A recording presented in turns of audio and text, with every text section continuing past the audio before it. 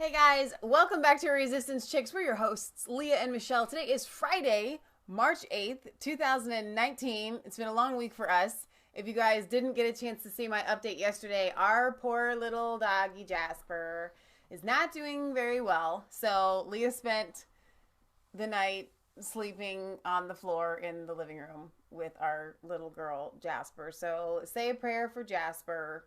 So it's been a rough go of it, but we still wanted to come to you guys because there's been a lot that's gone on this week and we haven't had a chance to show it because we've been a little bit preoccupied with a poor sick puppy on our hands. Why don't you go ahead and start out with your breaking news? I mean, I have this is crazy. Well. This actually just happened. We weren't even going to cover this today, and then I'm making it the breaking story, and that is that a grand jury has decided to return a 16-count indictment against Jussie Smollett. So I guess the Cook County, Illinois grand jury just returned a 16-count true bill of charges against the Empire star in connection with the hate crime hoax that he allegedly staged in late January. So do you want me just to play the ABC video because it's actually pretty good? Sure, but it's probably not going to be funny. Well, no, but we can make it funny. We will make it funny. Okay. Because he is maintaining his innocence this morning as he faces charges accused of filing a false police report about that alleged hate crime in Chicago. The superintendent of the Chicago Police Department, Eddie Johnson, is going to join us live exclusively in just a moment. But first, Eva Pilgrim is there in Chicago with the latest. Good morning, Eva. Good morning, Robin. Jussie Smollett is out on bond this morning for the first time. We're getting a look at a key piece of evidence. This morning, Jussie Smollett digging in, denying he staged a racist and homophobic attack. His TV dad coming to his defense as the show they worked on, Empire, pulls Smollett's character from the last 2 episodes of the season to avoid further disruption on set. Terrence Howard posting on Instagram, "The Jussie I know could never even conceive of something so unconscious and ugly. His innocence or judgment is not for any of us to decide." Now, what I can do, because Leah said we can't watch the whole thing because of a copyright strike, if I pause it in the middle, then it breaks it all up. But let's focus on this for 1 second. He says, the Jussie that I know. I'm like, he's an actor, yo. You don't think he could have had you fooled? You know, that was kind of my thought there. Stay in your lane. Smollett charged with filing a false police report, now the center of a media frenzy, detailing the attack in an interview with ABC News. Okay, now we saw that part. A copy of a $3,500 check appearing to be written by Smollett and made out to one of the 2 brothers who police say helped stage the attack. On the memo line, 5-week nutrition workout plan. Sources close to Smollett said Abel Osendero was training the actor for an upcoming music video. Because the police chief, I'm going to finish it because I want you to hear I'll skip ahead to the police chief.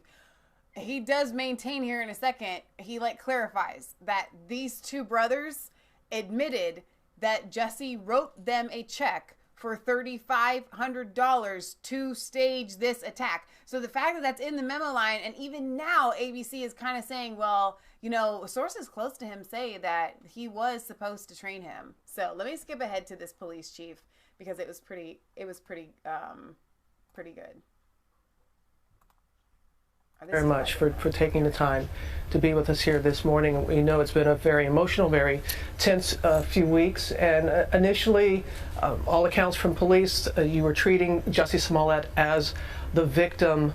When did it turn from being a possible hate crime to a possible hoax? So let me just put this out there first and foremost, that right now he still has the presumption of innocence, until he has his day in court. So what happened, when at the very beginning, when he explained and gave his version of events to us, he described it to us and we treated it like a hate crime. One of the things that I think is important to recognize is although the 2 attackers were masked, he was able to say he could see around their eyes that they were white-skinned. And that to me hits, I'm like, dude, they were wearing a mask and yet he could tell that they were white-skinned. Or at least the one guy was a white-skinned person.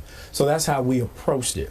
The entire time that we investigated the incident, he was treated like a victim. As you know, we picked up the 2 individuals after we identified who they were. We were waiting for them at O'Hare Airport when they came back from overseas. We took them in and started talking to them. Now, we were legally able to hold them for 48 hours, and I refused to let CPD characterize him as a suspect unless we had concrete evidence.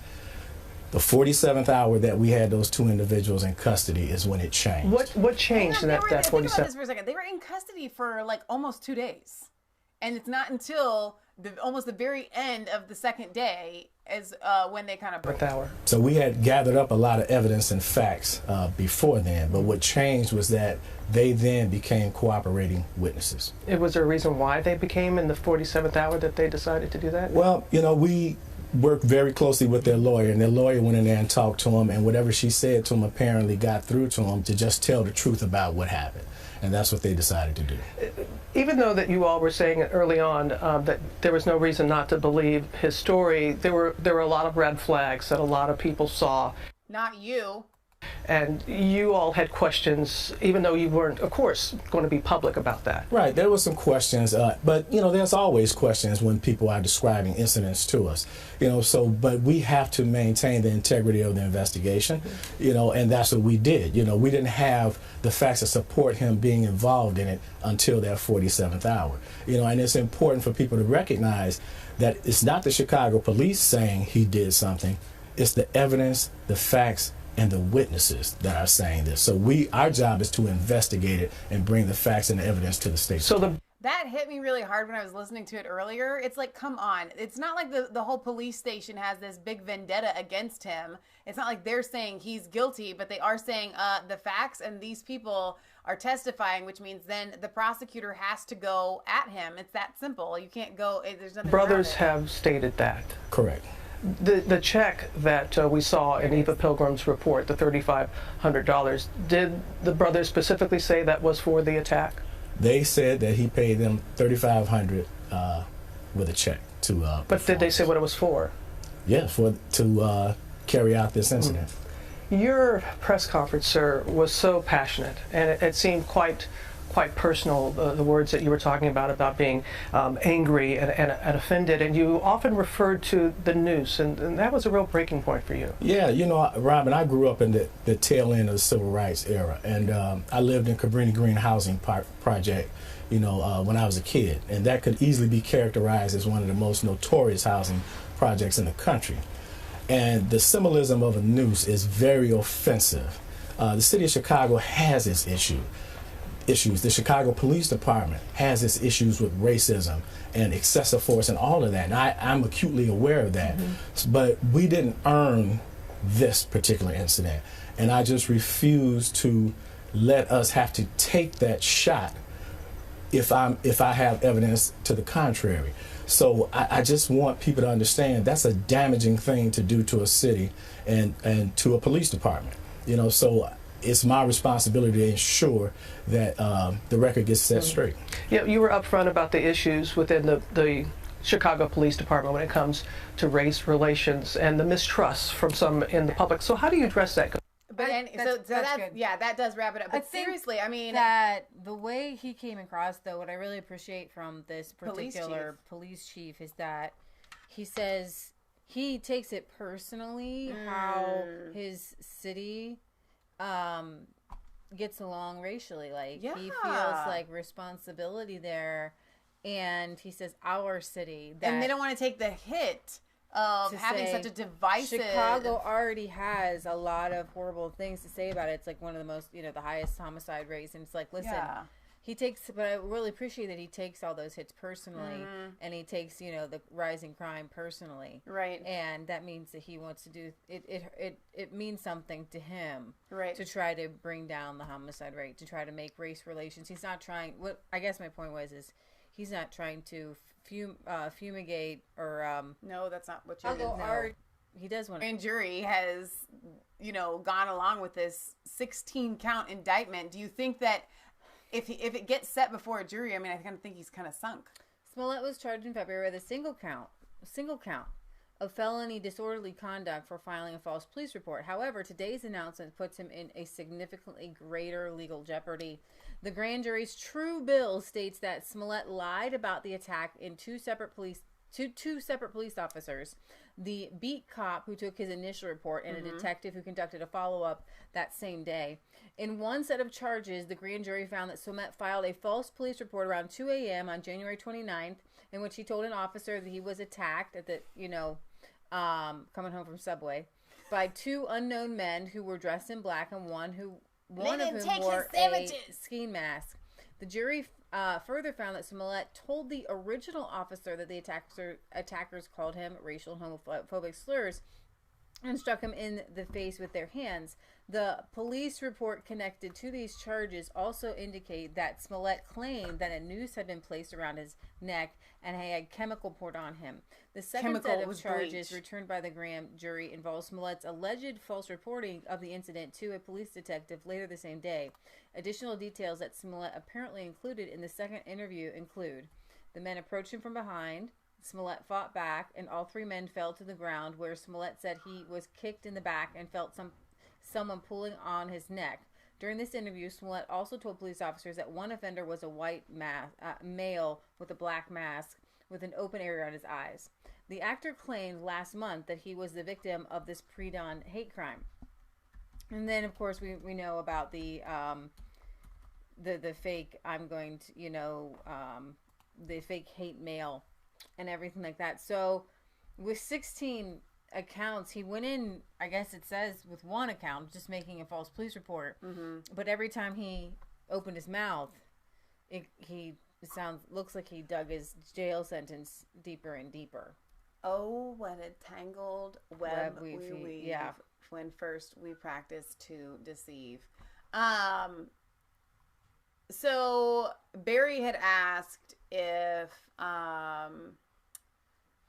the murder rate, the homicide rate in Chicago was more than London. And I want to say, judging by this graph that I'm looking at, London is actually pretty low compared to, so New York in like roughly 2017 was at like 300, and London was like below 200 is what this graph is showing me. But I just looked up Chicago's and it was 561. Yeah. Okay, so I mean that's a really stark. This is from somebody on Twitter here. It says, make no mistake, today's federal indictments of Jussie Smollett are also indictments of the unrelenting media narrative peddlers who hate real Donald Trump and the mega so much they help Smollett sell his story to the American people. And I just keep picturing, I know we shared you guys that video, and I don't know, I can't do it again, where they, three guys pretended to be. Oh my gosh, that was so funny. Now hit me, and now, use a country accent. And, right. It was, and I'm still having trouble finding London's actual rate for 2018. But yeah, so it's high in Chicago. Let's just put it that way. It's definitely high there. I mean, they're going to throw the book at him, I think. Because you know what? When you play with the bullies and then you turn and get caught, the bullies then bully you. That's just what happens. And that's what's happening. And they kind of also feel like I think that they're angry that they looked like the fool. Right. And it's all his fault. And so, yeah, they're going after him and they're going to give him everything. And not even because they have some sort of strategic plan, but just because they're angry and they can't hold it back. So here's an edited video. Let's see. Oh, we need, It's did it again, remember? It's okay. I need to. Well, I just removed device. What do you mean you removed the device? I don't know. Something came up and then my Bluetooth thing is gone. Uh-oh. Maybe. You won't pick up sound, I don't think, from the computer. You'll have to fix it. It's upstairs. Pause. I'll get it. It's connected to the upstairs. Now it should be connected to that one. That's what that means. Try it again. No? No. We're still connected. So Queen Latifah is still waiting for evidence. A lot of people are just waiting for evidence, but 16 counts. The jury found 16 counts. Here's the thing. We have it on video. the guys bought the bleach, the noose, the mask, the red hats, all in the same place. So said, Smollett, Jussie, you will die black. There was no address. But did I make that up too? And then I heard Empire. So I turned around and I said, did you just say to me? And I see the attacker masked. And he said, this MAGA country punches me right in the face. So I punched his ass back. Fighting. There was a second person involved who was kicking me in my back. Then I look down and I see that there's a rope around my neck. Oh my God! Wow! And above all, I fought the fuck back.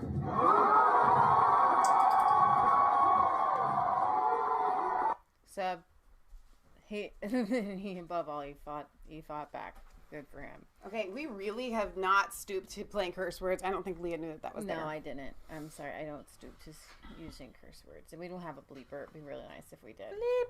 Bleep. All right. So, moving on. Did you get that to work yet? Yeah, we did. We played it. Okay. But obviously, I don't know. I was carrying the dog downstairs. Is her blankie down? I don't know. Kansas, can you put her in her bed? Nope. Or you can bring your bed over here. Hi, you. Hey, you. What are you doing? Do not try to take yourself upstairs. Hey, you. Oh, boy. Here goes all the cords again. Let's see if Dad can put you in your bed. You're going to bring your bed around. You're going to lie down over there. This is not Jasper. This is Sydney. All right. Oh, my gosh. Chicago mega country. LOL. Of all the places to try to get away with that, Jim West says. That is such an incredible... An incredible statement that Jussie tried to make when he chose for them to say this is mega country. Like we talked about this at the very beginning. If it had been like, some Midwestern, well, you can kind of say that Chicago. You know what I mean? Like Oklahoma. No. Or something. Chicago is liberal town. Okay. For those of you that just got here, you're asking how Jasper is doing. I think that Jasper could be getting close to crossing the Rainbow Bridge. But I fear that if we talk about it, then the show will not go on and makeup will go everywhere. So that is that. We will let you know. As it develops. Yeah, exactly. Chelsea Manning has been jailed for refusing to testify against WikiLeaks. So actually, Hang on. I'm really confused about that, actually. I don't understand how they can put people in jail for refusing to testify. Following a dramatic hearing at a federal district court in Eastern Virginia, activist and former military prisoner Chelsea Manning was jailed by a judge for contempt of court after refusing to testify to a grand jury impaneled in the government's long-running criminal investigation into Julian Assange. I guess I need the judge law background. Claude Hilton ruled that Manning must remain in civil detention until she testifies. It's hard for me to say that. Chelsea's lawyer told the New York Times Manning was subpoenaed in January to testify before the jury, but vowed not to cooperate even though prosecutors offered immunity for Manning's testimony. In solidarity with many activists facing the odds, I stand by my principles. Chelsea said on Thursday, I will exhaust every legal remedy available. My legal team continues to challenge the secrecy of these proceedings, and I am prepared to face the consequences of my refusal. Manning's jailing offers another glimpse into the government's secretive investigation into WikiLeaks, which was started under the Obama administration and picked up by the Trump administration. Manning served 7 years. Remember, the Trump administration is basically the Obama administration. It's continued because he has not fired and put in new people. So it's continued under the Obama administration. Yeah. There is no Trump administration. Manning served 7 years in prison for leaking the infamous collateral murder tape to WikiLeaks, by far the longest prison term ever served for leaking government secrets. Manning, who he did transition to a woman in prison, twice tried to commit suicide, was pardoned by Obama. Last year, an accidental leak of some information in the case revealed that Assange had been charged under a seal last summer. And while Manning has decided to refuse to cooperate, a WikiLeaks volunteer recently agreed to testify against Assange. I didn't bring that to you. So they said, I'm not an embassy or something. Like, I have to save myself. Wow. So I actually stand with Chelsea Manning in this, and the government. I don't think you should be able to be put in prison for not opening your mouth. They can't make you speak. He's not being charged. He's being ordered, and pleading the fifth is a thing that you can do. Like, you're right. Yeah. They can't. Yeah. So, I'm pretty. The Fifth Amendment. Yeah. So I'm pretty peeved about it myself. Unbelievable. And as our other freedom of information people, I know that Cassandra Fairbanks, I follow her on, on Twitter, and she is really upset about this. Let me see. She's been tweeting about it all day long. Let's see. She's losing followers because she's standing up. So Kate says they just want Julian Assange out of this. Right.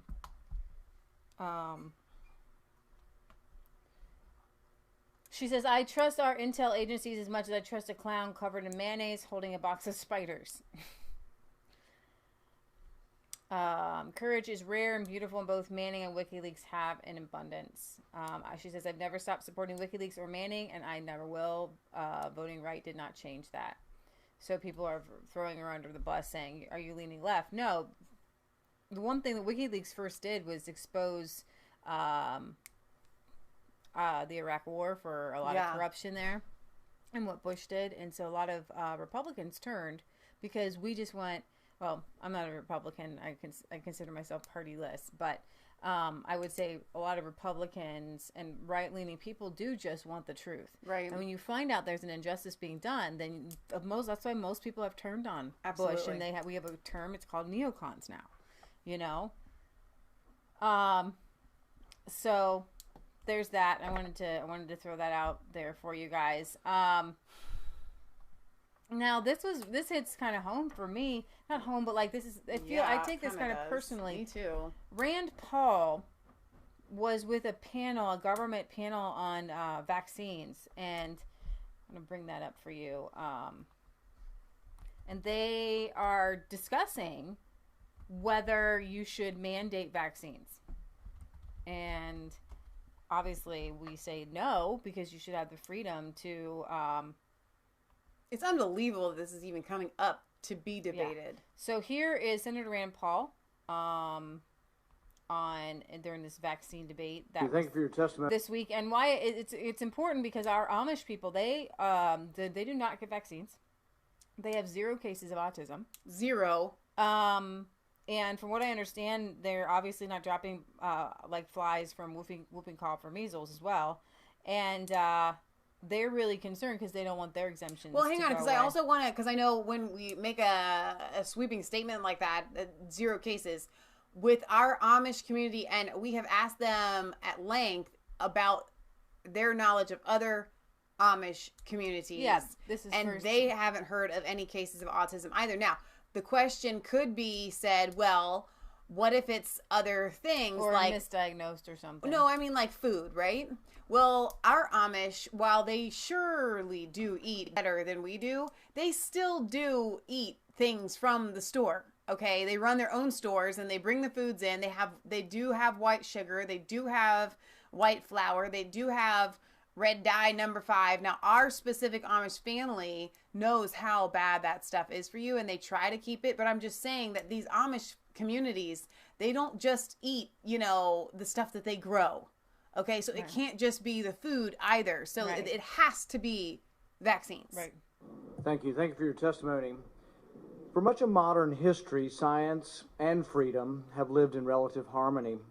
Traditionally, as medical discoveries came about, like the smallpox or polio vaccine, antisepsis or antibiotics, the results were so overwhelming that over time the vast majority of the public accepted these advances voluntarily. In fact, innovations like the smallpox vaccine had to overcome initially great public prejudice. Dr. Zebediah Boylston learned about the Middle Eastern technique from his servant for the famous pastor, Cotton Mathers. His first patient was actually a son, an incredibly brave choice. The consensus of the medical community, though, was entirely opposed to him at the time. The vaccine was a live vaccine, and as Dr. Boylston learned, about 1 in 50 of those inoculated would die from the vaccine. And yet, the death rate from smallpox was approximately 50%. The government did not mandate the vaccine, though, but within 2 generations, it was accepted enough that George Washington insisted that Martha be vaccinated with the smallpox vaccine before visiting him in the military camps. Today, though, instead of persuasion, many governments have taken to mandating a whole host of vaccines, including vaccines for non-lethal diseases. Sometimes these vaccine mandates have run amok when the government mandated a rotavirus vaccine that was later recalled because it was causing intestinal blockage in children. I'm not a fan of government coercion, yet given the choice, I do believe that the benefits of most vaccines vastly outweigh the risks. Yet it is wrong to say that there are no risks to vaccines. Even the government admits that children are sometimes injured by vaccines. Since 1988, over $4 billion has been paid out from the Vaccine Injury Compensation Program. Despite the government admitting to and paying $4 billion for vaccine injuries, no informed consent is used or required when you vaccinate your child. This may be the only medical procedure in today's medical world where an informed consent is not required. Now, proponents of mandatory... You go and you get a cavity filled, you practically have to fill out an informed consent, okay? The fact that you're pumping a little innocent, malleable, fragile child with things like mercury and so many other things that are not tested. The vaccine companies themselves aren't even held liable at all. You're pumping this into an innocent child and there's no informed consent. This is ridiculous. If you think for 1 second that that's not on purpose, you are vastly mistaken. Government vaccination argue that parents who refuse to vaccinate their children risk spreading these diseases to the immunocompromised community. There doesn't seem to be enough evidence of this happening to be recorded as a statistic, but it could happen. But if the fear of this is valid, are we to find that next we'll be mandating flu vaccines? Between 12 and 56,000 people die from the flu, or are said to die from the flu in America, and there's estimated to be a few hundred from measles. So I would guess that those who want to mandate measles will be after us on the flu next. Yet the current science only allows for educated guessing when it comes to the flu vaccine. Each year, before that year's flu vaccine or strain is known, the scientists put their best guess into that year's vaccine. Some years it's completely wrong.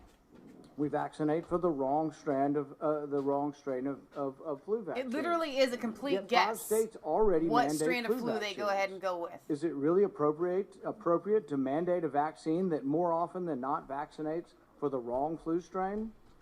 As we contemplate forcing parents to choose this or that vaccine, I think it's important to remember that force is not consistent with the American story, nor is force consistent with the liberty our forefathers sought when they came to America. I don't think you have to have one or the other, though. I'm not here to say don't vaccinate your kids. If this hearing is for persuasion, I'm all for the persuasion. I vaccinated myself. I vaccinated my kids. For myself and my children, I believe that the benefits of vaccines greatly outweigh the risks. But I still do not favor giving up on liberty for a false sense of security. Thank you. Thank you, Rand Paul. Appreciate that. Yeah. It is nice to have someone like Rand Paul speaking out. In addition to that, though, we do need the voices that are speaking out that say, you know what? Don't vaccinate your kid. Like, do not do it. To me, the risk far outweighs the benefit. Well, he has to walk a tightrope, I think. He does, and I get that, and I'm glad that he did it. I'm just saying, I'm going to be the one that stands here and says, don't vaccinate your kid. I'm not going to say consult your doctor. I'm going to say consult God, consult your conscience, and do a bunch of research online, and then make your own informed decision. The Association of American Physicians and Surgeons strongly opposes mandatory vaccines. Due to, there's some measles outbreaks, I guess, in the United States. A lot of people are scared, and they want everybody Do you think it's possible, Leah, that the measles outbreak that's happening could be coming from the vaccines themselves? It's possible. But the Association of American Physicians and Surgeons opposes federally mandated vaccines. An important letter was presented last week to the Senate subcommittee that is discussing the federal laws that force parents to vaccinate their children. This is a statement from the Association of American Physicians and Surgeons, and they have come out strongly in opposition to the possibility of federally mandated vaccines. So they said, the AAPS strongly opposes federal interference in medical decisions, including mandated vaccines, which is very interesting that it's okay to have a choice to kill a child, but it's not okay to refuse have a needle in your arm. Exactly. After being fully informed of the risks and benefits of a medical procedure, patients have the right to reject or accept that procedure. Don't you? You're presented. You never have to have a medical procedure. At least here in the United States. Right? The regulation of medical practice is a state function, not a federal one. The governmental preemption of patients' and parents' decisions about accepting drugs or other medical interventions is a serious intrusion into individual liberty, autonomy, and parental decisions about child rearing. The public health threat is the rationale for the policy on mandatory vaccines, but how much of a threat is required to justify forcing people to accept government-imposed risks? Regulators may intervene to protect the public against a 1 in 1 million risk of a threat such as cancer from an involuntary exposure to a toxin, or in a 1 in 100,000 risk from a voluntary occupational exposure. What is the risk of death, cancer, or crippling complications from a vaccine? There are no rigorous safety studies of sufficient power to rule out a much lower risk of complications, even 1 in 10 for vaccines. Such studies would require an adequate number of subjects, a long duration, years not days, of unvaccinated control group. A placebo must be truly inactive, such as saline, not just the adjuvant or everything but the intended antigen, and consideration of all adverse health effects, including neurodevelopment disorders.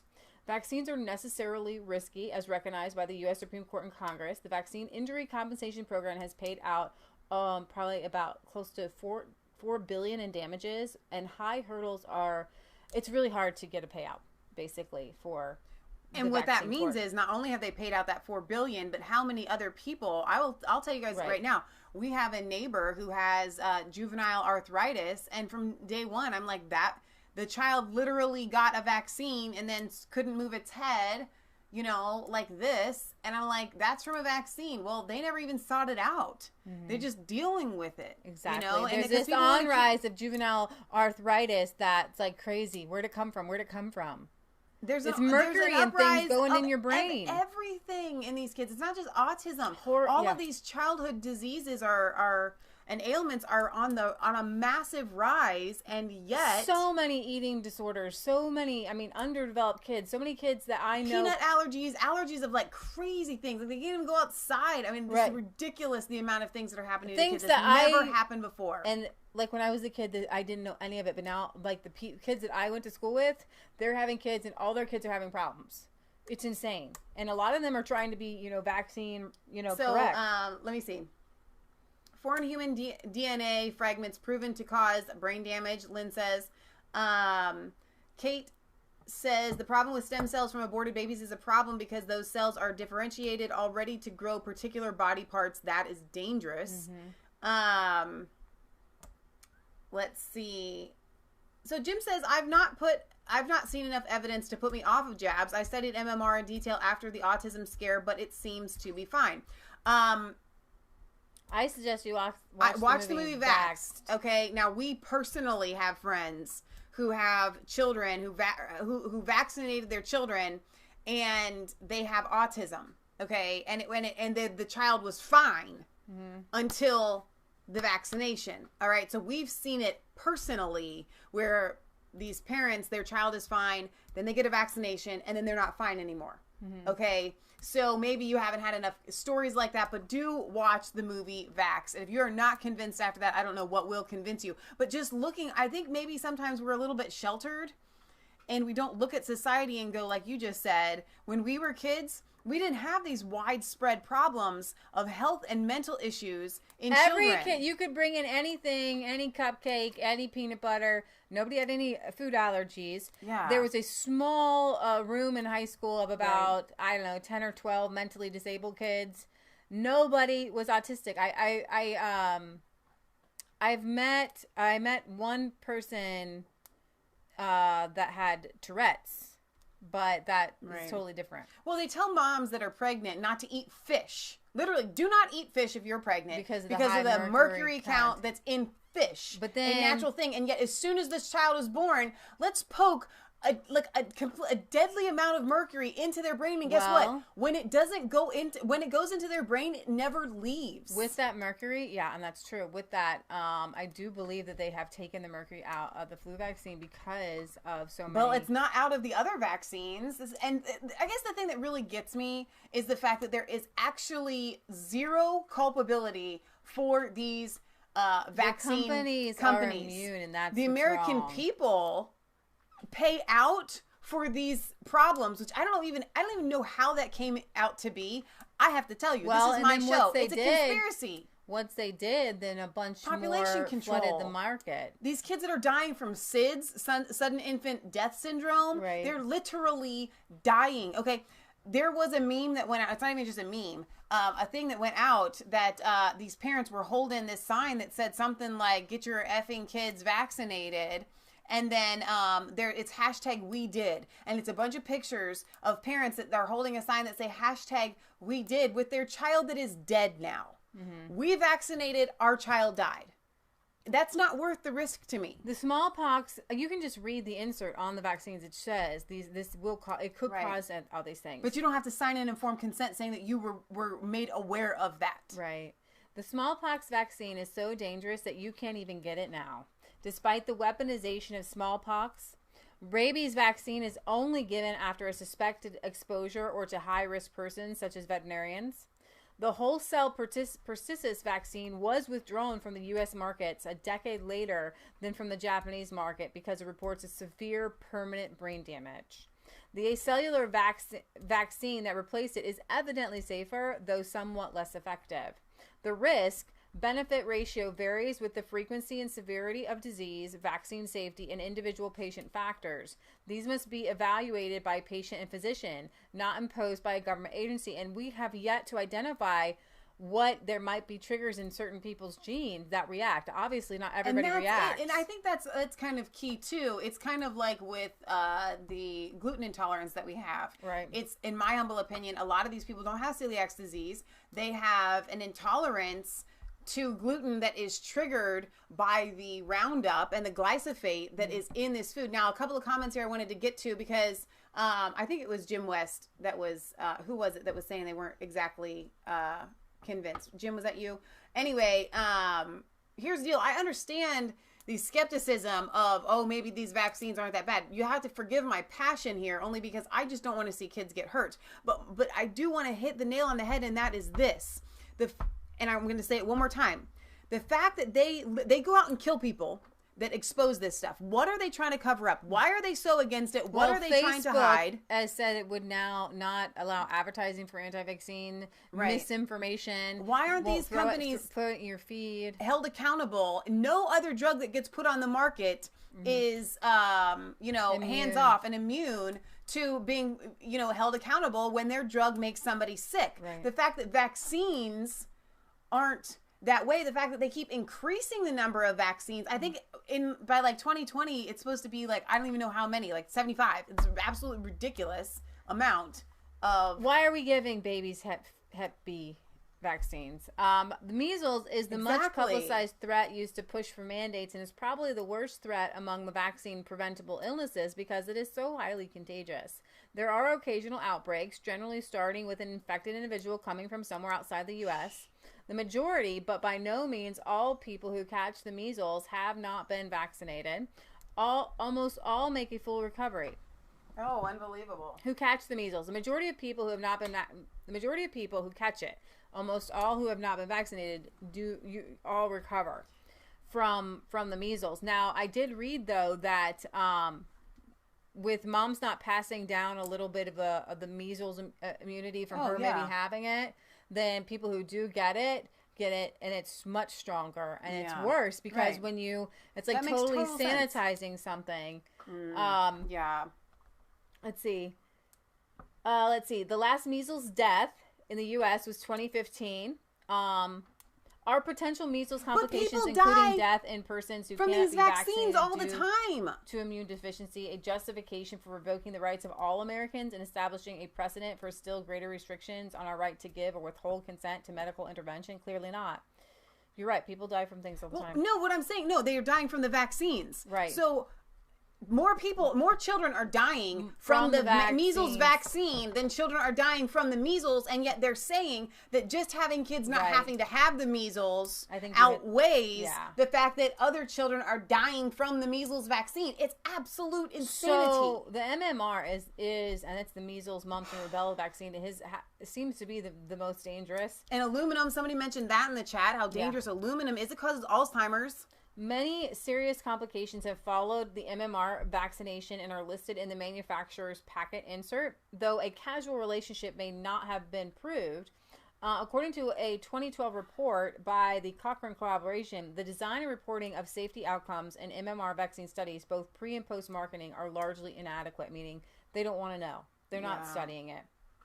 If doctors really cared, they would follow up. And that's the thing. 6 weeks, 12 weeks. No. 6 months. You should, but the fact that you take your child in to the doctor after they have a reaction from the vaccine, and the doctors will tell you It's unequivocally there is no possible way that what is happening to your child is because of the vaccine. They will tell that to you every single time. Why? Because they will get ousted or possibly even killed if they follow up with that. Most people say you have to have 90% vaccination for herd immunity. However, Mary Holland and this other person from NYU School of Law argue in the Oregon Law Review that because complete herd immunity and measles eradication are unachievable, the better goal is for herd effect and disease control.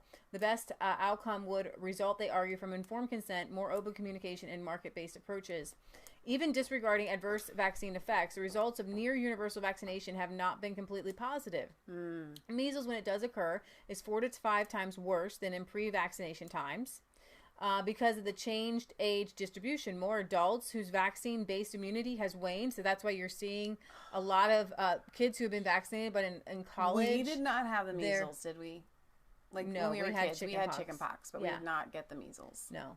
Whose vaccine-based immunity waned, and more infants who no longer receive passive immunity from their naturally immune mother to protect them during their most vulnerable period. Measles is a vexing problem, and more complete forced vaccination will likely not solve it.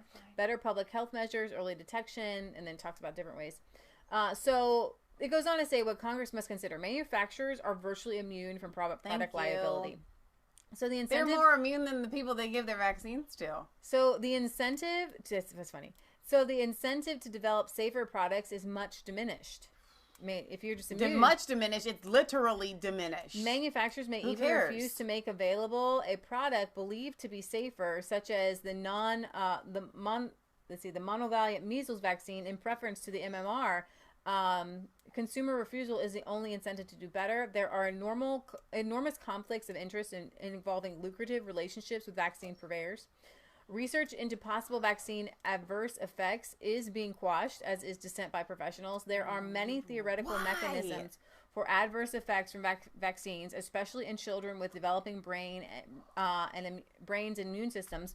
Note the devastating effects of the Zika or Rubella virus on developing humans. Even though adults may have mild or asymptomatic infections, many vaccines contain the live viruses intended to cause a mild infection.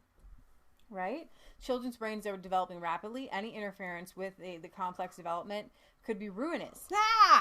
Vaccines are neither 100% safe nor 100% effective, nor are they the only available means to control the spread of disease. So, oh my gosh! And thank you. It's not the only available means to control. It's like some sort of Franken movie. I have to be honest with you. What we're seeing here is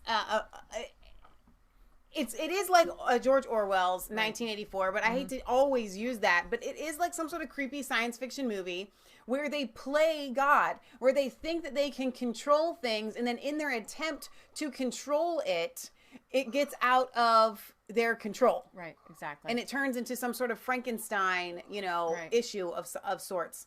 So I don't know. I guess, and I really am sorry for getting so upset about all of this. You just want to protect people. I want to protect people. They're saying that they want to protect people, but when these medical students go to school, they are brainwashed and indoctrinated to and scared. They are told that they, you know what? If you acknowledge one case of a vaccine having caused an injury in a child, then you could ruin vaccines for everybody, and it is your duty as a medical student.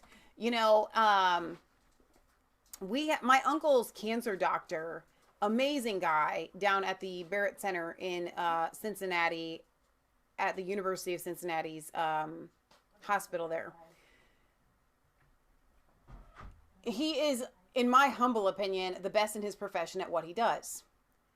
And somewhere in between us taking Uncle Jack to the doctor to have his, half of his tongue removed and all this stuff, over the course of like the first year or two, this particular doctor started going to some holistic type classes. And he would come to us and he would say, do you even know the chemicals that are like in your gym shoes are making you sick? They're causing cancer and all of these things. It's blowing his mind as a doctor who is the number one in what he does, in my opinion. Okay. And yet he's coming to us like it's the first time he's ever heard it. And I'm like, yeah, we know. The fact that as a medical student, they're not taught to treat people holistically. They are literally only taught how to prescribe, to do surgery and prescribe medication. Right. Okay. Like when I went to the doctor for my ear and it was allergies, the doctor didn't have any answers. They only know how to peddle drugs. Let me go look at the list of drugs that I have to give you. And that's the same thing with these vaccines. It all has to do with these big drug companies. Yeah. And population control. They just want you dead. Right. They don't care if your kid gets sick. They're not trying to protect the herd. So I don't know where this federal so scary discussion is going. I know that there was one young man there who was 18 and said his mom got false information on Facebook and didn't vaccinate him. And now he wants to be vaccinated, but he's 18 years old, so he's fully developed. Yeah, he's not having a developed brain, being, you know what I mean. So his body's going to be able to respond totally different than if he's go ahead if you want to get your vaccines. Get your vaccines. His mom could have saved his life. You don't know. You'll never know. So, and you didn't get sick or saved him from being autistic or have juvenile arthritis or any number of issues that are caused by vaccination. And you know what? We could talk about the unsafety, the non-safety, however you want to say it, of vaccines all day long. Go watch Vaxxed. It does boil down to what Rand said. And I'm glad you led with that video. We live in America. I hate to sound like AOC, America, but we live in America and we have liberties. We have rights. And those rights are that the government cannot come and force and stick a needle in your child. They also can't come into your house and forcefully make you do anything with your child. Right. Sorry, I'm done. Okay, calm down. I can't. All right. It's going to be okay. You have to have a positive spin on it. There's a lot of truth. My positive spin is I don't think that Donald Trump is going to let this pass. Okay. I think that he will veto it. And I also think that I have become extra confident, I believe, with the candidates that the left are putting up, that Trump will win in 2020. Mm-hmm. They have no one of real credibility that will actually win. So the co-founder and former president of Greenpeace, Patrick Moore, he got into a little, he obliterated AOC on Twitter on climate change. And I don't agree with everything that he had to say, but it was pretty funny.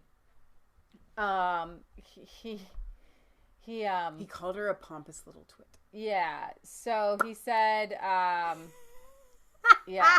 Let me see. I want to find all of it. No, I come from an era where, we laughed at this guy. Kind of to start with, right? So the fact that he's coming back on the other end is kind of hilarious. Which I love how the one I want to go. I love how he did say, you have no plan, okay? Yeah. You're talking about deforesting all of America. You're talking about mass death. I think that's how his tweet ended. He did. It was so hilarious. And you know what got me? He does not have a blue check mark. I know. AOC, 16,000 people voted for her. She didn't win by 16,000. Literally 16,000 people voted for her, and now she's running the Democratic train, okay? or the Democrats train. And he's funny. But she has a blue check mark. I mean, she just got here, right? Already gets a blue check mark. This guy's been around for forever and doesn't get a blue check mark. Right. So he's like always tweeting. So I don't know if I can find. Oh my gosh. Sanhar says we used to get a TB test in school. Yeah, I remember getting that. We were just talking about the scoliosis test that we used to get in school too. Just see if I can see if there's a Fox News video on it, because he calls it a suicide pact. Oh my gosh, that's hilarious. I did not hear that. That is Everybody's so just funny. gonna die, he says. Sorry, my clip can't be found. Why not? Okay. Isn't AOC a bit too young to talk about World War II? It was a hell and more than 60 million dead. She goes, this is our World War II.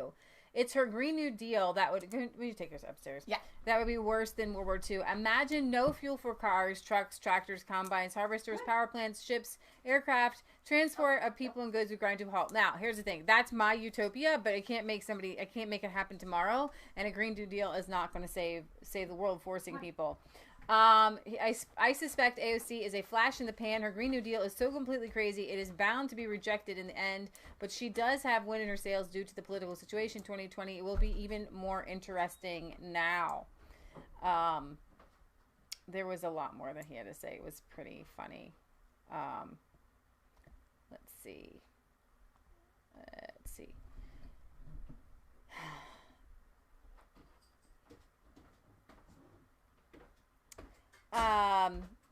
He says, my main objection is the affected elimination of 80% of the world's energy would likely eliminate 80% of the world's people in the end. I mean, just growing food, for example, how would we grow food for the world's people without tractors and trucks and all other machinery that is required to deliver food, especially to the inner cities and large cities like Moscow, Shanghai, and New York City? How would we even get food to the stores? It's symptomatic of the fact that people who live in cities just take it for granted that the food appears there for them in the supermarkets in great variety, healthy food to keep them alive when they couldn't possibly grow it for themselves with such dense populations. And if, in fact, fossil fuels were banned, agricultural productivity would fall dramatically and people would starve by the millions. So that is just a little bit of why I think it's a ridiculous proposal. Now, hang on. Let me interrupt you here. Because I'm not against, you and I, this is where the right meets the left here at Resistance Chicks.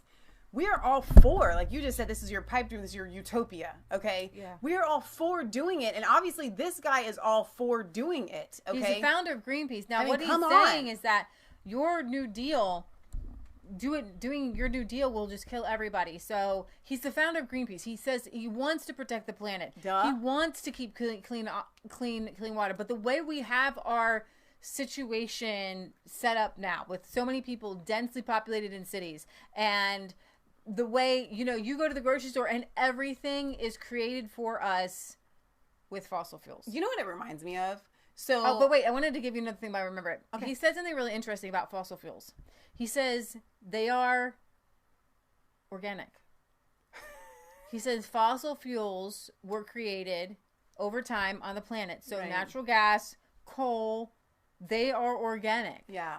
Like they come from the planet, which means organic. I thought that was really interesting that he said that. That is really interesting that he said that. So what this reminds me of is, so we were taking care of our uncle from 2003, the end of 2003 until, I want to say it was 2011 or 2012. Mm-hmm. And he was an alcoholic.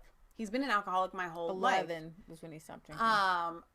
And the doctors would tell us, like, listen, if he tries to, and you guys can do the research on this, if he tries to quit drinking cold turkey, it's like one of the only things that you can't just all of a sudden cold turkey. Okay, you can cold turkey heroin, you can cold turkey cigarettes, you can cold turkey a lot of different things, but you cannot cold turkey alcohol. You can die. If you're alcohol dependent. If you're alcohol dependent on it, like he was, you can literally die. And that is what we're seeing with AOCs. We are alcoholic dependent on all of these, on fossil fuels. The way that the system runs right now, you will have to do a taper down system. And we're not against looking at that. Realize that these people just want to kill people. And it's such a, this is such an important thing to me. that's kind of like the thing. Besides, I want to get back to sound money. I want to get back to sound food. Exactly. I want us to start growing food in our backyards. And if you happen to have to live in a city, well, then I want, green spaces in the cities. I want urban gardening. I want gardens on the roofs. You've got to be close to your food, as close as you can. But the society that we have is just not set up for it. It's set up to, like, every time somebody tries to grow their own food, it's like the world pushes you, says, no, you don't want to do that. No, you don't do that. And you get pushed into this, the water is just flowing. I have a pantry full of boxed stuff and canned stuff because I can't grow all my own food. Because farms were stolen, and I don't have neighbors that I can trade things with. Hang on though, Leah, because it's such a larger scale than just that, right? Because when moms stayed at home, they were able to be industrious to do a lot of the things. Right. If you did grow your food at home, you would do a lot of canning and stuff like that. So by sending women into the workforce, we've made people more reliant on fast food or just restaurants in general or fast food like that you make at the store. Even I have to give a culprit of the healthy food movement, because like much of the quote healthy food has to come from far and wide. Exactly. And you have to go to the grocery store. You're not going to be growing olives. Yeah. You know what I mean? Like if you're going to be trading for olives, maybe trade for olives. But like seriously, there's so many things that these healthy food people, they buy. But it's really not healthy, and they're getting it from, like fruits and vegetables that aren't in season. Exactly. Like you have to can them, and then you can eat them. It's actually good for your body to eat seasonally. Right. To eat things as you grow them in mass, and then you eat, and I'm totally making this up, but then you kind of build up on whatever is in that, vitamin-wise, mineral-wise, nutrient-wise, and then you move on to the next thing, and then you build up. Sorry that Leah's yawning. We've been up, and then with Jasper, it's been trying time. So, but and he says, I think a lot of people are out of touch in modern society. As I said, people just take it for granted, and we need air to breathe, water to drink, and we need food to eat, and we need energy to run the whole civilization. The food and energy part is really critical. It's easy enough to breathe if the air is clean enough, but it's right there for you. If the water in every stream that we've managed to build infrastructure to get it to people fairly easily. So the two things. Well, you can maybe read this article. I interviewed him, but the point is that he kind of ripped her to shreds, and I really appreciate that. He called her out and said, "Listen, you're just going to kill people." Right. So Kelly PB Fam says, I had chickenpox and measles together at 9 years old, and I had it from head to the bottom of my feet. It's been 10 years since a flu shot. Haven't gotten it. Been around flu people, etc. Vaccines are a killer. Maya says that she was on the Tower of Terror twice today. She's still on vacation. I can't believe you're watching us while you're on vacation. Podum says climate change alarmists should look at HARP, seeding, cloud tech, chemtrails. Look pretty artificial to me, this climate change euphoria. I could not agree with you anymore. So this is what he says about... Absolutely. He says, in the mid-'80s, Greenpeace had drifted from the original concept of green and peace, meaning environment and people, to save civilization from nuclear war. So we cared about people and had a humanitarian orientation as well as an environmental one. That was the marriage of green and peace, but by the time the 80s came along, the peace had kind of gotten lost, and all it was save the whales and save the earth, and now humans were being characterized as the enemies of nature, as if there's too many of us, and there shouldn't be so many, and people shouldn't have children, and all this stuff that's coming up with AOC, now telling people that maybe they shouldn't have children because the world is coming to an end. Hang on. They are trying to kill you. They're trying to kill the babies in your womb. They're trying to stop you from having children. If this Green New Deal and these people in Congress, these young bucks or whatever, if they're not pushing, globalism and population control, I don't know what it looks like. So this is exactly what it looks like. He says, so I don't believe any of that stuff. At the highest level, I had to get out of Greenpeace at that point because my fellow directors were all pushing this narrative about humans being the enemies of the earth. It's way too much like the original sin for me, where all the other life is good and only humans are bad, and I just do not buy that. We're from nature, just like all other species are, and humans are mostly good. A few bad people make a difference. It's true. And I kind of like where he's headed there, because when he's talking about the left, it's always like humans are bad, but it's always the other humans. Like AOC's like, I'm here, and she takes no responsibility. Right. She's like, well, I'm going to use the Ubers, and I'm going to use it because I have to live in the world, and until everybody changed, then I can't make a change, and I'm going to live in the city, and I'm going to go to the grocery stores, and she's like, and I'm going to use plastic bags, and I'm going to do all these things, and it's like, if you're not even trying to make any sort of change in your own life, if you're not trying, like, we care about the planet. I see the pollution. I see the damage being done. So I'm going to try to make a difference. I'm going to try to make my impact, as minimal as possible. You know what's so scary about all of this is that these people have already started, I'm going to have to totally fix this, have already started to commit suicide because they're not having children because they don't want to damage the planet, but they are literally committing suicide because they feel like they're too much of a, I mean, this is brainwashing at its finest. The Democrats might as well sign a nuclear pact, sign a suicide pact, not just for their political future, but for the future of the economy of the United States. For all these people to be piling on this Green New Deal, which is a complete and utter ridiculous document, to ban fossil fuels in 10 years. First, food production would collapse. Second, anybody trying to get food into the cities would fail because the people on the inside of the cities would capture it so they could have it. And the people on the inside is where it would start. The rot would start in the center of the big cities where people would begin to starve to death after they'd eaten all their pets. They would actually start killing and eating each other. It's not just a religion. It's a toxic mix of religion and ideology. Exactly. Of politics and religion. It's just absolutely toxic. They are against humans. Why would humans be against humans? Especially when we have developed such an incredible civilization. And this is his one. He says, pompous little twit. You don't have a plan on how to grow food for 8 billion people without fossil fuels to get food into the cities. Horses, if fossil fuels were banned, every tree in the world would be cut down for fuel for cooking and heating. You would bring about mass death. I love that. Janice McKenzie said, I made sure my kids got measles and chickenpox when they were little. Like, go kiss Charlie. He is sick. Wow. But here's Venezuela, right? Which is what they want to turn us into. Venezuela's worst ever power outage in recent history has continued since Thursday, as video and photos continue to come out of the cash and resource-strapped country showing entire cities blanketed in darkness. Stretching into day 2 of the mass electrical shutdown, 23 out of 24 states remain in darkness. Wow. According to the AP. Now, remember, the government took over their electricity. Mm-hmm. So this is a part of socialism here. Wow.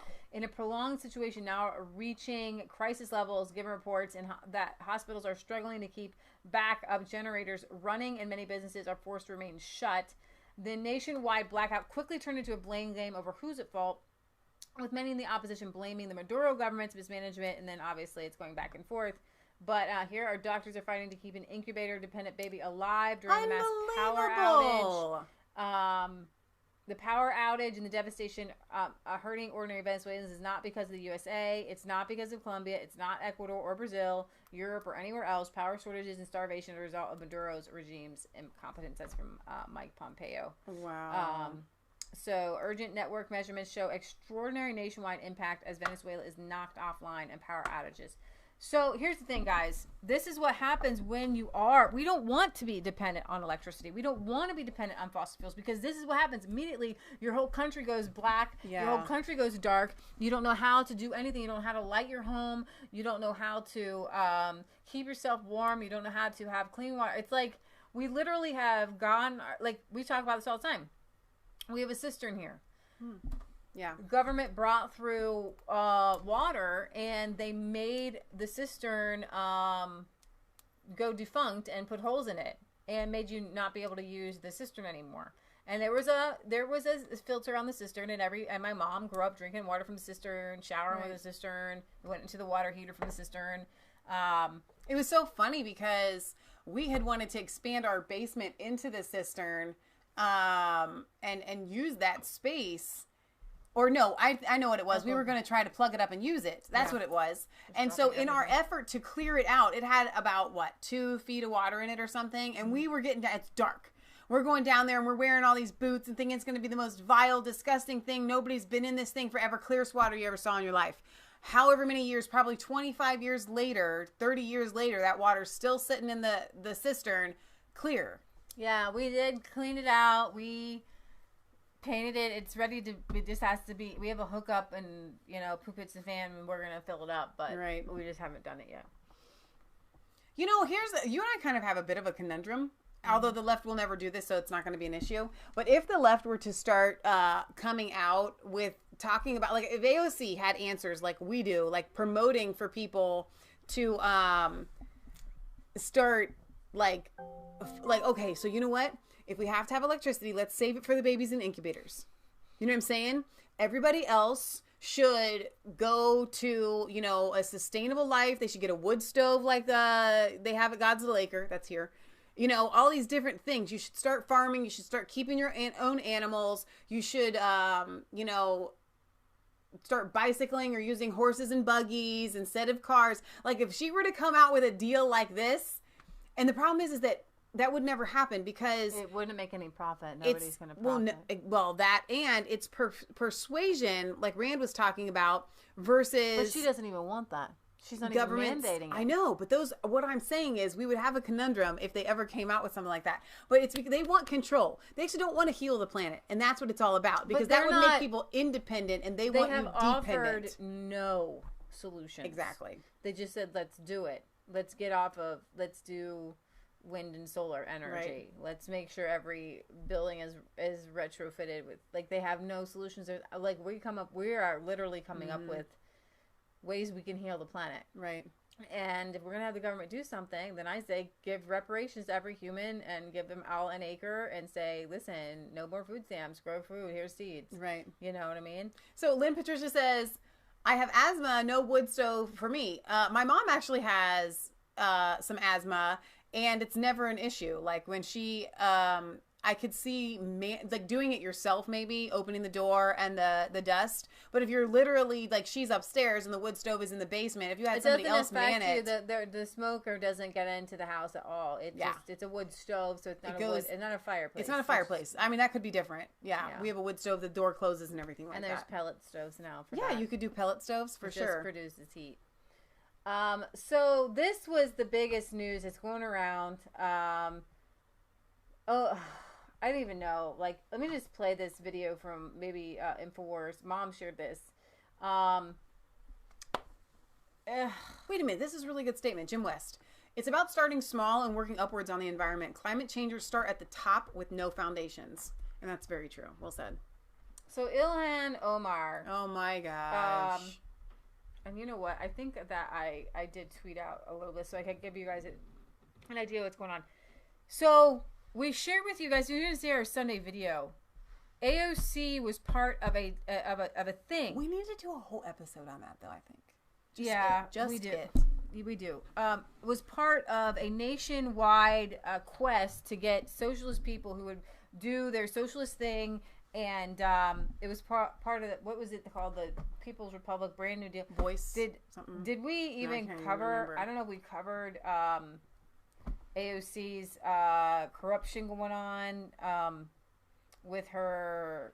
It's so many different things to follow. So my brain is I don't know their names off the top of my head. Let me see. I gotta follow this all together. Not her Green New Deal. Britt Baza says biggest polluter on the planet is aircraft, but in the UK, air travel companies don't pay tax on the methanol fuel. The political jet set jump on planes constantly, but tell normal people we can't have cars. Exactly. So AOC's campaign finance allegations, it's not her, it's her chief of staff who he took campaign money and funneled it into his own business. Well, it's really complicated. Maybe let's see. There, this is not on. I lost my thing. I told you. I hid the icon for the Bluetooth on accident. So, I don't know how to find it again. Okay, so go to this right here and right click there and see if something comes up. Open volume, sound settings. Try that. Is the Bluetooth over there? Just your output device? Yeah, but there should be like a Bluetooth thing over there. Find a setting. Go to Bluetooth on the left. Sorry, guys. I can skip it. Why don't I just skip it? No, they're fine. No, I don't want to. No. I can talk. I don't need other people to talk. It's fine. Okay. She may be in trouble following accusations that she and her chief of staff, Sadiq. See, I might be able to find this. I actually do want to show you. Chakra Briar. So, this guy we showed you on Sunday. He started a socialist campaign, and well, he was one of. He was a co-founder. It was his thing. It was his. It was well, his that thing. hillbilly guy was. Oh, that's true too. He was the co-founder. So he started this thing to get people into Congress, and they put out. I don't know how people heard about it in the Socialist Network or whatever. Alexandria Ocasio-Cortez put in her name at 10,000 people. It's like winning the lottery, really. It's like she just won the lottery, and all of a sudden she can be a congresswoman. This guy here is now one of the most powerful people in Washington because he found AOC. She's the mouthpiece. He is the brains. Yep. So it's not her. Well, we certainly know she's not the brains. It's him. And what happened was 2 political action committees founded by this guy, AOC's top aide, funneled over $1 million in political donations into 2 of his own private companies, according to a complaint filed with the Federal Election Commission on Monday. The cash transfers from the PACs, overseen by I don't know how you say it. Saikat Chakrabarti. Thank you. The freshman Socialist Democrats chief of staff run counter to her pledges to increase transparency and reduce the influence of dark money in politics. So I do want to do a whole thing on this. I think we're going to hear more on it. But he's a 33-year-old Harvard graduate. He's a millionaire now. His PAC is called the Brand New Congress, and the Justice Democrats. The Justice Democrats is the foundation that he founded. Now, they went out and they tried to find all kinds of like diverse people who would put forth their Green New Deal. And they keep saying it's grassroots, that they're representing their people. They're not representing their people. They are literally just representing They were picked from far left districts who would always turn blue, and they primaried the Democrat. Right. Okay. And to get a more socialist, progressive person into Congress, because they realized that even if they had a Bernie Sanders as president, it would never pass Congress. So they were pretty smart in that respect, but they're also not very smart with some of the people that they ran. And Ilhan Omar, I don't really know how to say her name. She's openly anti-Semitic. I mean, she is full-blown, like... And so what happened this week is she said another anti-Semitic thing, and the House went to condemn her, but they instead they ended up like condemning everything but her and blamed anti-Semitism on Republicans, and it was like so insane. It turned around to be crazy. But I'm hoping that, as I was talking with Patriot Gallery, that her and the other girl, Tadiq, whatever, if mine is not going to work, I'm going to actually have to have Go ahead and just open up the Bluetooth. I don't know why it's a big deal. Just press pause, and it'll take 1 second to pull up the Bluetooth. It's not working. Okay, well, just right-click there. We'll go to the sound settings. Right-click. It's not right-clicking, Michelle. Okay, you need to just right-click on the speaker itself. Okay. Do you want me to do it? I'm trying. It's not going. No. I'm right-clicking, my friend. Let go. We could do this another way, but we'll just do it this way. So then we can start, and then just open up find a setting, Bluetooth. We'll just turn it back on. There it is. Okay. This is what we want to do. I think we already have one. You just need to connect to it. This one? Yep. Okay. But my thing's gone. That's okay. We'll fix that later. Now wait until it goes a little. Yeah, they are. Everywhere in all kinds of different governments, but mashallah, wow, we're in the United States let's go back to when she first won the primary, the Palestinian primary, because the Muslim. This is Muslim women infiltrate Congress to push pro-Palestinian narratives. Now, there's 2 particular women, Ilhan Omar and this one, and they're both connected to CAR, which is the Council of American Islamic Relations, and they're terrorist organizations. And actually, I did tweet a bunch of this out. So let me give you. If my brain isn't working as good as it should. Well, I don't know why. Our dog is sick. Yeah, our dog is sick. So you're lucky that you have a show tonight. I don't think they're going to give you a hard time. But let's see. No. Where is my thing? I did Majid, and I've tweeted that out. You need to read this on Ilham. So I would go back and find it. But now I might just have to go to Majid's. Because he tweeted out a good... I just saw that name. Go back down. Keep going. Right there? No, well, that's a different... Okay, that's an Iranian girl. let's see, tweeted this out so people could find it. Mom tweets out. So while you're looking for that, Rip Bozza reminds me that I want to tell you guys, Tommy is going to be tried again, and we'll talk about that on Sunday. His court case is set for the 22nd of March, which is actually the day before Patriot Gallery's birthday. Mm-hmm. It's really, really upsetting, and I had wanted to do a video on it yesterday for you guys. Not only to let you know, but I want to do a video that calls out to Tommy to tell him that he needs Jesus, because the only way you're going to fight evil is with Jesus, because without it, evil will beat you. Okay. So here, Britt's going on to the march on the 22nd. Good for you, man. So here, this is about Ilham Omar, this Muslim in Congress. Ilhan, why do you object to pro-Israel funding when you're a top recipient of PACT funding from Council of American Islamic Relations, an unindicted co-conspirator in the largest terrorism finance trial in U.S. history, 2009 Holy Land Foundation trial? But, why are you libeling, I don't know what he's saying there, any criticism of Israel as anti-Semitic? The populist left's Jew obsession is so palatable, so creepy, and out of proportion that it makes me sick. And then it goes on, this person, Claire, researched different money and let's see. He says, Ilham's recent implication that Zionist U.S. Jews have split loyalty resembles birthered implications against Obama. The populist left display all the ugly traits they bemoan of the populist right. They really are two sides of the same coin and must be opposed equally. Now, I obviously, I have questions about Obama's birth certificate, but it has nothing to do. I believe that you cannot put that same thing into the category of the fact that she is saying that any loyalty to Israel is having this dual loyalty. She's calling out, she's very anti-Semitic. And I think she goes on to talk about Omar received $60,000 from different PACs and lobbyists, and one PAC from which Omar received thousands of dollars in 2018 is the Council of Islamic Relations. Wow, people are so lazy. So here you go. Carr gave $5,000 in 2018. And that's the thing. A lot of people weighing into these arguments don't take the time to go and do the research themselves. Mm-hmm. They just want to hurl, well, you need to show me. You need to show me. No, before you take a stance on anything, you need to do your research to make sure you're right.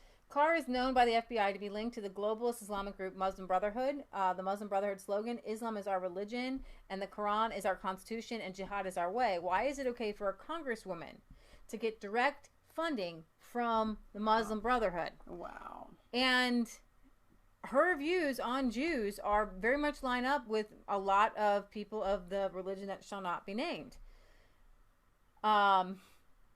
And he says there's a danger. Non-Jewish leftists now think it's okay to talk about Israeli, read Jewish money and influence. These are the same non-Jewish uber PC leftists that tell you not to microaggress on race. You can't even praise curly hair, and censored any mention of Islamism. And here's some context of that foreign government spending in proportionate context, though, of course, who needs facts when you have to shout, but the Jews and gain political power. It's a tried and tested formula for the millennia. It's worth repeating that the Israeli lobby pales in comparison to other countries. The IPAC doesn't even make the top 50 list of lobbyists. So basically, they're saying Israel is the AIPAC, the lobbyist there, and what this is saying is there's 50 more lobbyists, that give more to try to get U.S. influence. So I do want to play a little bit about what is happening with these Muslim women who have infiltrated Congress to push these pro-Palestinian policies. And they're not even from Palestine. And with Ilhan Omar's anti-Semitic remarks, some have said, well, she's from Somalia, she's not smart. Basically, she didn't know what she's talking about. Whatever. You know what? You know who? She's Roseanne Barr didn't know what she was talking about with Valerie Jarrett. She's from a culture, and they just talk badly about Jews. That only flies on the left. Right. The important thing is that she is other Muslim Palestinian, woman. Muslim, maybe American. a small village in the West Bank. They're literally glued. It's like 5 o'clock or 6 o'clock in the morning. And now it's more than that. But they're glued to the TV. My grandmother, my aunts, my uncles in Palestine are sitting by and watching their granddaughter.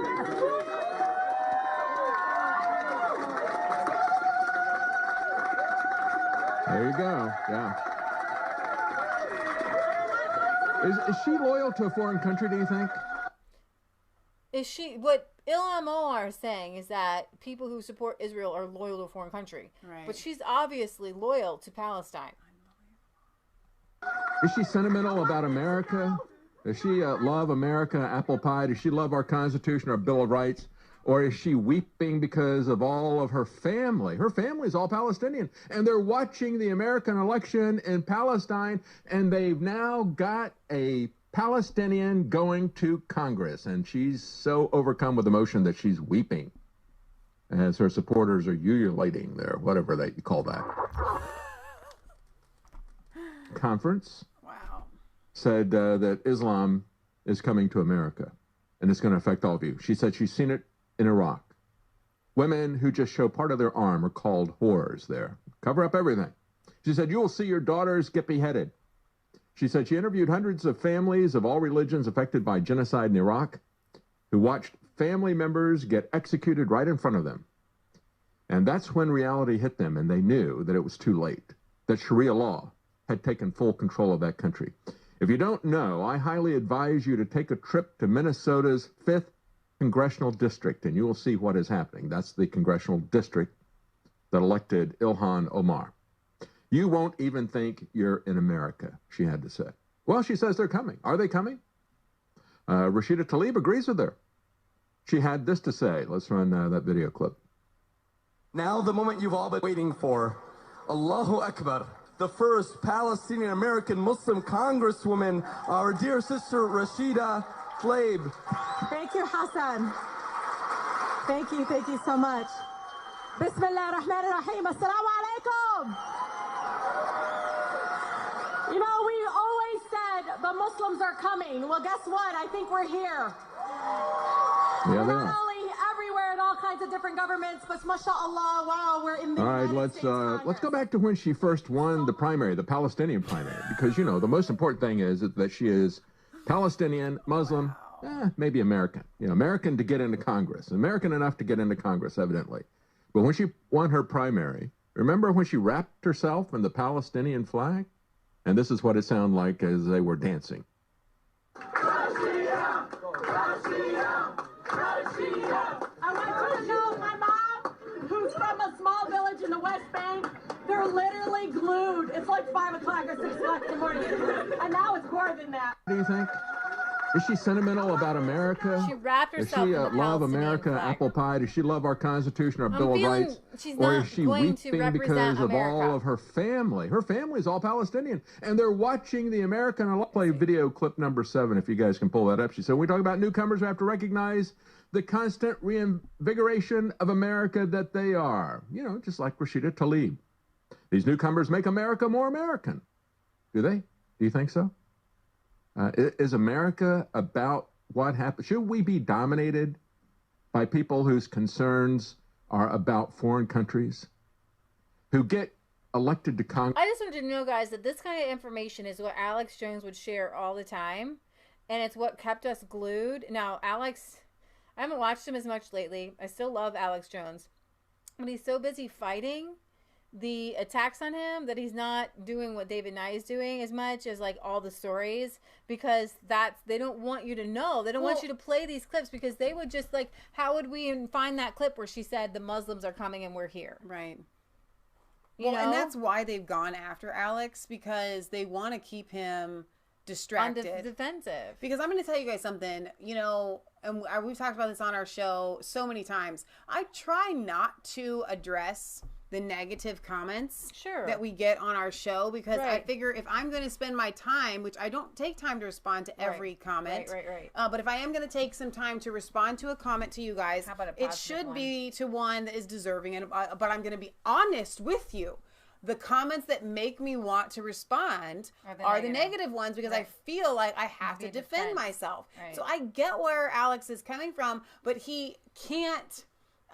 It's a fine line that he needs to be walking, and he's been so attacked that he's become obsessed with defending himself, and righteously so. So I don't fault him one iota for that. I just wish he wouldn't. Mm-hmm. Yeah. Let's see this. Congress. So more American, and we want them when they come here to be fully part of our system, and that means not suppressing the vote of our newcomers to America. Yeah, they don't even have to come here legally. You know, let's just bring them in here.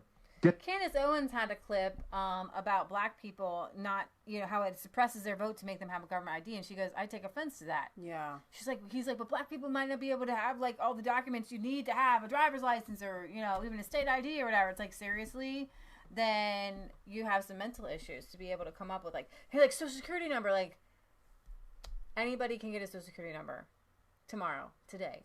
Okay. Yeah. Like seriously, you can, the government will help you find whatever documents you need. I'm going to tell you why they are so, they bust these people in. They go into the inner cities and they give them a free meal, right, and they put a bunch of homeless people on buses and they take them to these jurisdictions, mm-hmm, to cast their vote. That's why they want easy voting, because mm-hmm, anybody that has it on their heart that they want to vote, right, they're probably going to do something about it before the election. Right. Right. I mean, it's absolute insanity. So I want to move on to something. You guys might not be on Twitter, but if you are on Twitter, then you'll know of a guy named Jack Dorsey, and he runs Twitter. Well, there's also a guy who I follow named Tim Pool, and he's a cool little journalist. Recently, Joe Rogan, who is a really famous podcaster, had Tim Pool on and Jack Dorsey. And it was held on the down low for a while. It was held on the down low. I watched Ruben, and I know Polish Patriot had a great thread on this, so I was going to try to find it, but he tweets out. It's so funny when people tweet out so much. Well, it's amazing that all their stuff shows up in your feed, but our stuff doesn't show up in our people's feed that follow us. I know.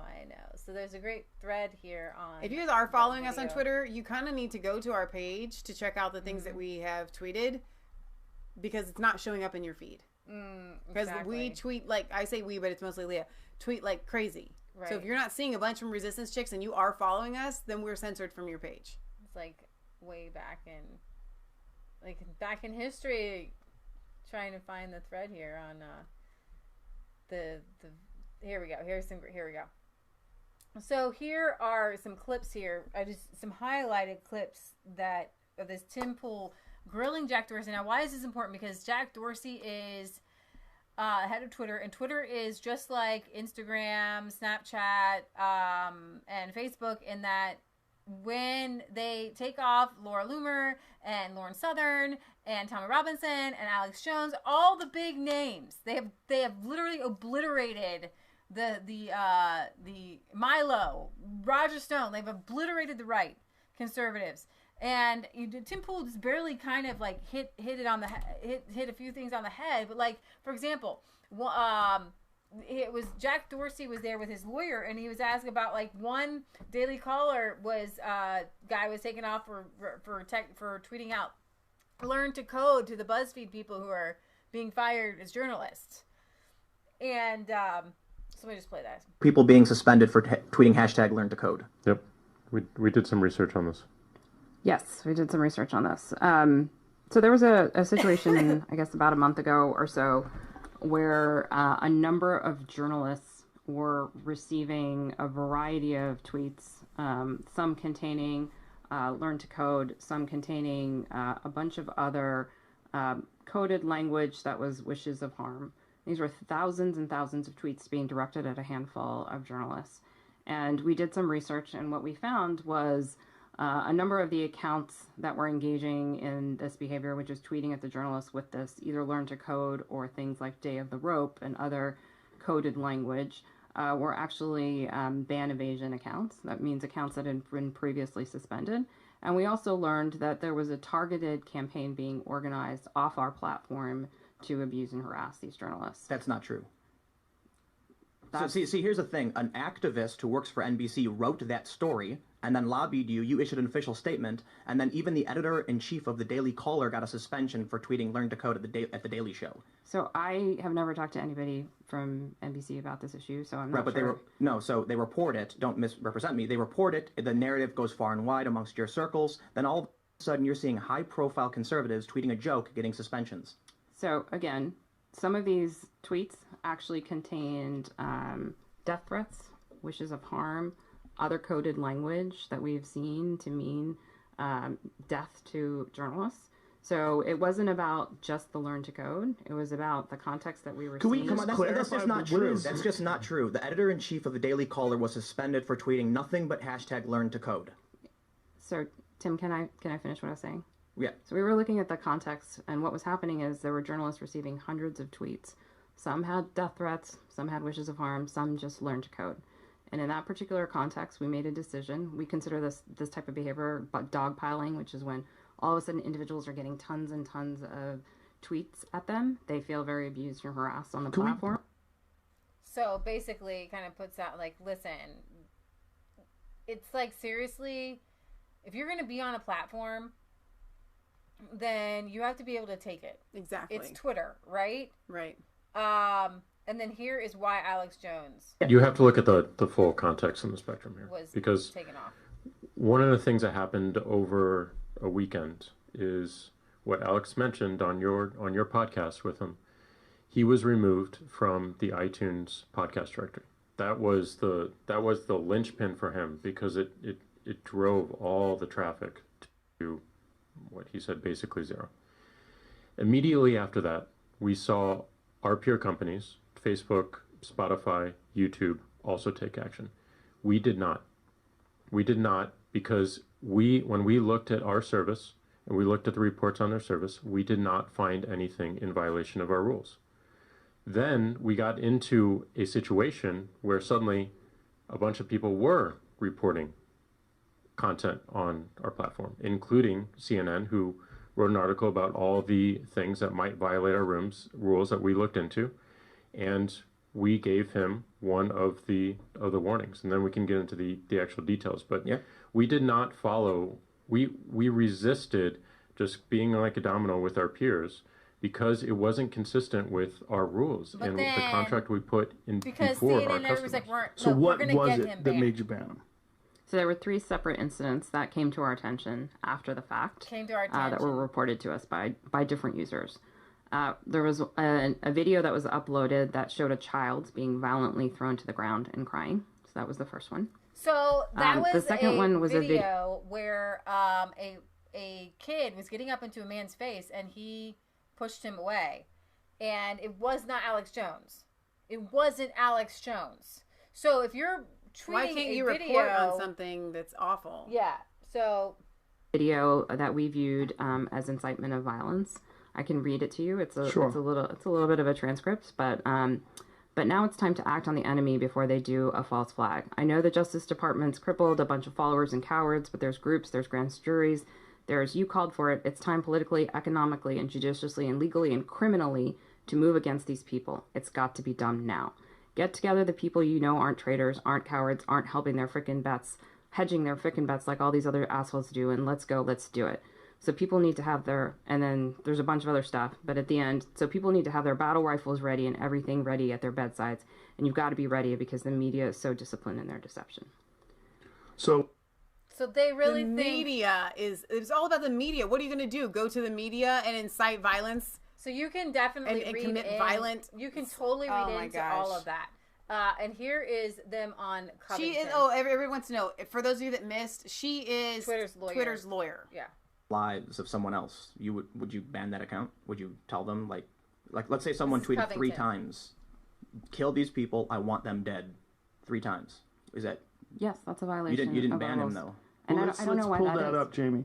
That's I don't know. I don't necessarily want to give out specific usernames because then people just point the finger at me and saying I'm getting these people banned. But during Covington, this guy said multiple times he wanted his followers to go and kill these kids, Yeah, and we have to look at that, but we also have to look in the context, because we also have, I think we talked about this a little bit in the last podcast, but we have gamers on the platform who are saying exactly that to their friends. But that you didn't extend that kind of leeway to Alex Jones just 1 second ago when she read that. So it's a circular reasoning. He's saying this guy said kill these kids about the Covington kids. Right. They didn't remove them because he's like, well, sometimes they say that because the gamers say that. But like with Alex Jones, you're not looking at the context with what he was saying either. Exactly. Without the context of that relationship, without the context of the conversation that we're having, we would take the exact same action on them incorrectly. Yeah, absolutely. Incorrectly. That I understand. I think in the case of Covington, though, this user was so high profile. He's a verified user. He's got something like 20,000 followers. And it was highlighted by numerous conservative media outlets saying, wow, this guy's, it's screenshotted, it's being shared. I mean, you had a Disney producer saying a picture of a wood chipper with a body being thrown in it, saying that's what he wanted to happen. We should. You know, so I do know that some of these accounts got locked. A Disney producer was doing that? Well, I'll clarify, fact check me on that, but that's basically the conversation that was had. There's a guy at Disney, he posted a picture from Fargo of someone being tossed in a wood chipper, and he says, I want all these MAGA kids, you know, done like this. You had another guy who specifically said, lock them in the school, burn it down, said a bunch of disparaging things, and then said, if you see them, fire on them. And he tweeted that more than once. And those accounts those tweets were taken down. Those were violations of our rules. I'm pretty sure it's actually illegal to do that, right? It's to tell any individual to commit a felony is a crime, like, right? Well, incitement of violence is certainly a crime in many places. I just have to wonder how like I understand the context issue, but this is what I talk. There's context and scale too, though. Right. But Tim, those accounts were actioned. They may not have been actioned the way you wanted to, but the tweets were forced to be deleted, and the account took a penalty for that. So. He's trying, but they like seriously. He goes on to say that more conservatives than anything else got banned. The best clip I want to find is them talking about genders, which is quite hilarious on misgendering people. Let me see if this. I don't know if this is it. The ideology, and you've banned only one of those people. We have between two people. Again, and you have a rule that enforces only one side of the ideology, and you've banned only one of those people. We have a rule that attempts to address what we have perceived to be instances of abuse and harassment. She was saying it's your ideology. Right, but it is an ideology, right? If she's saying a man is never a woman, if that's what she's saying, and then biologically she's correct, we obviously have a debate here. Oh. This is not a clear-cut... This is not something like you can say water is wet, you know, this is dry. This is not like something you can prove. This is something where you have to acknowledge that there's an understanding that if someone is a trans person, we all agree to consider them a woman and to think of them as a woman, to talk to them and address them with their preferred name and their preferred pronouns. But biologically, this is not accurate. So we have a divide here. We have a divide between the conservative estimation of what's happening and then the definition that's the liberal definition of it. I think that's right, Joe. And I think what I'm trying to say is that it's not that you can't have those viewpoints. It's that if you're taking those viewpoints and you're targeting them at a specific person in a way that reflects your intent to abuse and harass them. But what if it's in the context of the conversation? What if she's saying that I don't think that trans women should be allowed in these female spaces to make decisions for women? And then this person's arguing and she says, a woman is biologically female. Well, you are never going to be a woman. She responded with, men aren't women, though. And that was her first, in the series of events, that's what got her the suspension and the warning. That was one of many tweets that was part of providing context, and that was actually the second actually. Strike is my understanding. But why is that a strike? Yeah, why is that a strike?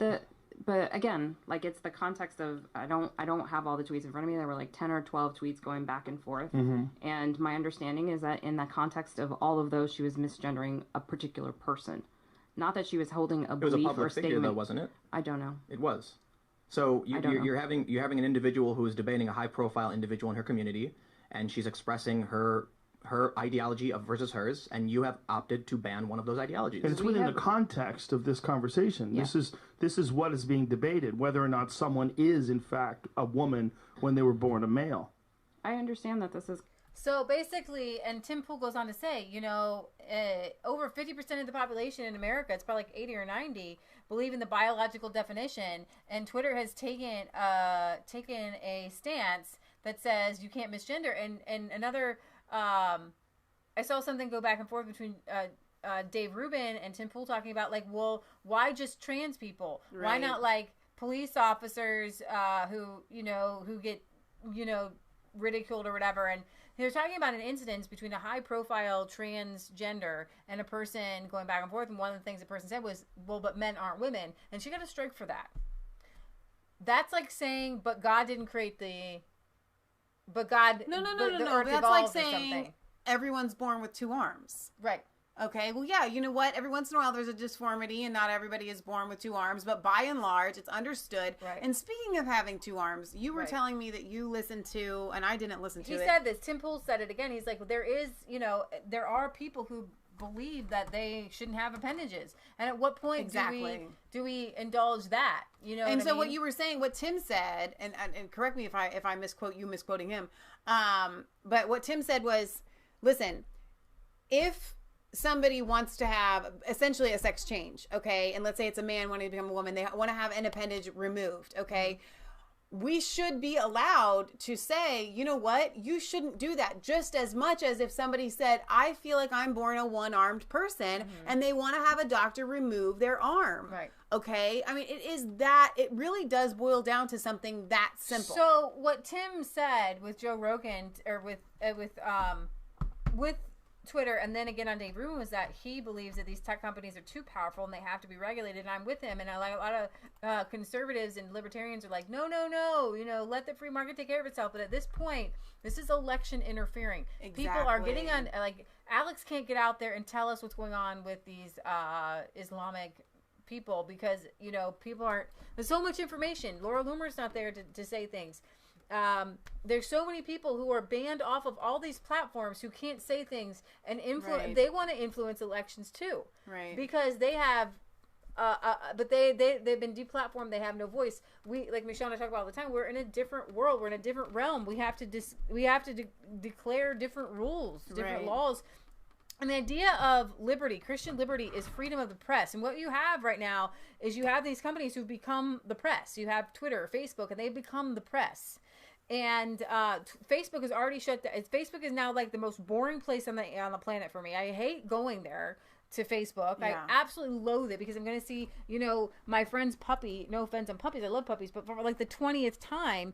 And I was going to Facebook, and a lot of my friends were going to Facebook to get their news because Breitbart was posting. I learned about Gateway Pundit there, the Daily Caller. I learned about so many different things from these different posts. I learned, all the different things about Roy Moore. I found a lot of that on Facebook as well. People were posting the truth. Right. And if you don't have the truth out there, I post articles and my friends don't get to see them anymore. Whereas before they used to. My reach on my personal page is down to almost nothing. My friends don't get to see what I post. So here's the thing, and this is what it boils down to. Because Facebook has decided to make, pictures and fluffy things more important because that's what they want their platform to be about. It's very rare that Joe hits on something that I go, hey, that was really intelligent of you.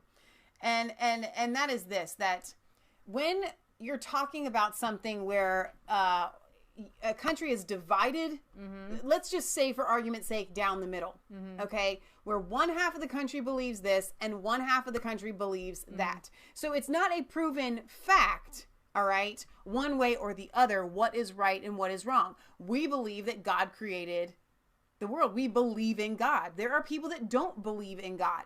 And so when you enter into a public arena, which is what these tech companies are, they are a public space. When you enter into that public space, you can't all of a sudden side with one of those sides and say, we will censor anybody on that side, no matter what the debate is. Whether it's genders, whether it is abortion, whether it is vaccines, whatever, whether it's Islam. You can't censor a public debate just because you feel like it's hate speech. It is a public debate. We need to be able to offer up, this is what we think, and you can offer up, this is what you think, and we will publicly debate it. One of the things that I really respect Tim Pool for, and so many other conservatives have been very cautious to speak out when they say, well, this conservative was banned, but this leftist wasn't banned, because they don't actually want the leftist banned. We want to be able to hear what they're saying. We want to be able to engage in debate with both sides. And the fact that they are coming in and saying, no, there is not going to be a debate. We don't like debating on our platform. Here's the thing. When you can't speak. What's it called? Held up the severed head of Donald Trump. What I want to see Kathy is people. Griffin. I want people to talk about it. Yeah. I want people to shame her. Right. Bless you. But bless you. I didn't call for her to be taken off of Twitter and Or not censored. have a voice anymore. Right. Let the public do that. If somebody is in the wrong, the public will shame a person into silence. And it's that simple. If Alex Jones is in the wrong, the public will shame him into silence. The reason why they censor us is because they're scared. Right.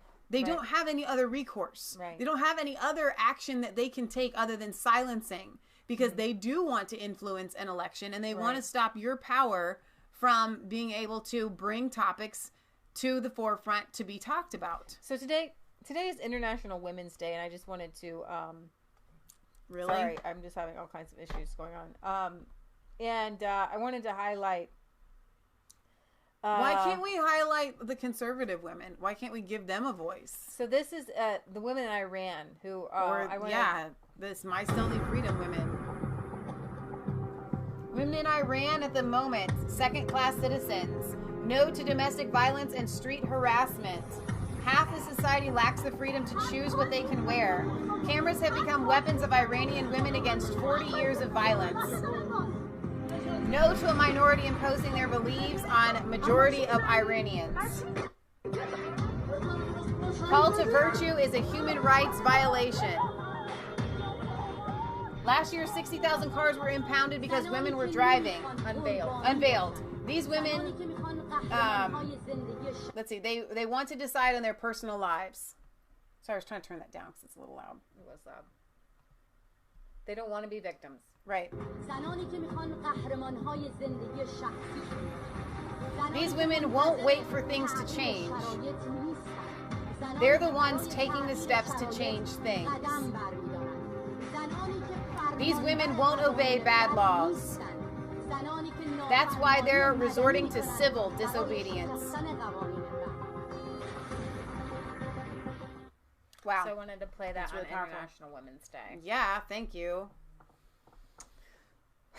This is, I love her hair, by the way. Unbelievable. Beautiful. She lives in New York City now. She fled Iran. Wow. I love her. So, this is how Iranian women are celebrating International Women's Day, because we are not banned from taking to the streets.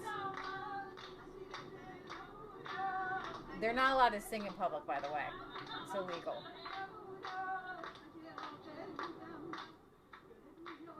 And they're definitely not allowed to dance.